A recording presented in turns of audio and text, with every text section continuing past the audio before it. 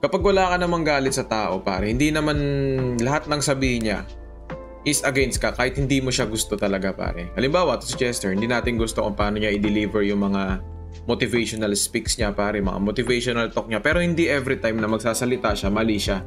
And this time, pare, kauna-una ang video niya na nag-agree ako sa kanya. Panoorin natin. Tapos, tingnan na rin natin sa dulo kung sino yung tingin natin pinapatamaan niya. Meron akong hinala, papakita natin mamaya. So pala si Chester, pare, malakas siya sa Facebook, 619 followers siya sa Facebook. Ngayon, panoorin natin yung sasabihin niya. Nag-i-release na mga kanta ng mga sikat na social media influencer. Anong masasabi mo sa kanila na gumagawa ng mga unnecessary songs na wala naman talagang kwenta? Kalaswan, that's a completely different story. Kasi kung entertainment yan, walang kwenta yan. I have a pen. I have a apple.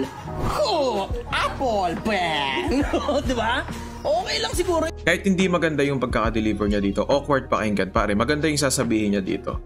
Ito yung isa sa mga video niya na mag-a-agree talaga ako sa kanya. Magiging issue mo ngayon dyan, yung music video, ginagaya ng kabataan. Kung ano yung ginagawa sa music video, ginagaya ng kabataan. Tapos kung halimbawa, naghuhubad ka sa music video, ginagawa na ngayon ng kabataan yun.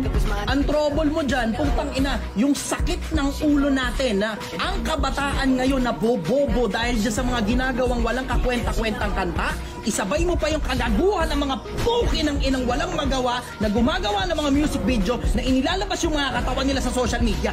Merong lugar para dyan. Ilagay mo sa porn websites. Ganda na lang, pare.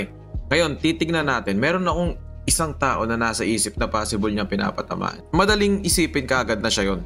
Kung tingin niyo, pare, sino yun? Ako kasi ito, hula ko, men. Una, ito, yung MPL music video by Tony Fowler, in-upload ni Yoro, 8.2 million views, men, sa ano pa lang to, sa YouTube pa lang to, hindi pa kasama yung sa TikTok, hindi pa kasama yung sa Facebook, and sa other social media platforms.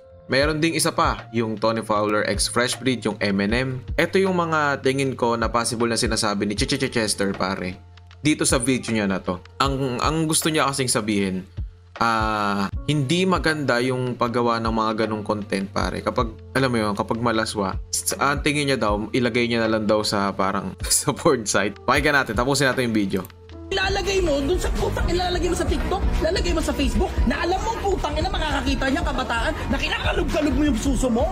Tapos sasabihin mo ngayon, hindi mo gustong gayahin ka ng anak mo, pero yan ang ginagawa ng lahat ng mga yun din yung isang parang clue, pare. Kaya feeling ko talaga si Tony yung pinapatamahan niya. Kasi issue yung anak niya dun na binaba siya paano kung gayahin siya ng anak niya, ganun. fans mo, putang inang kagaguhan yan.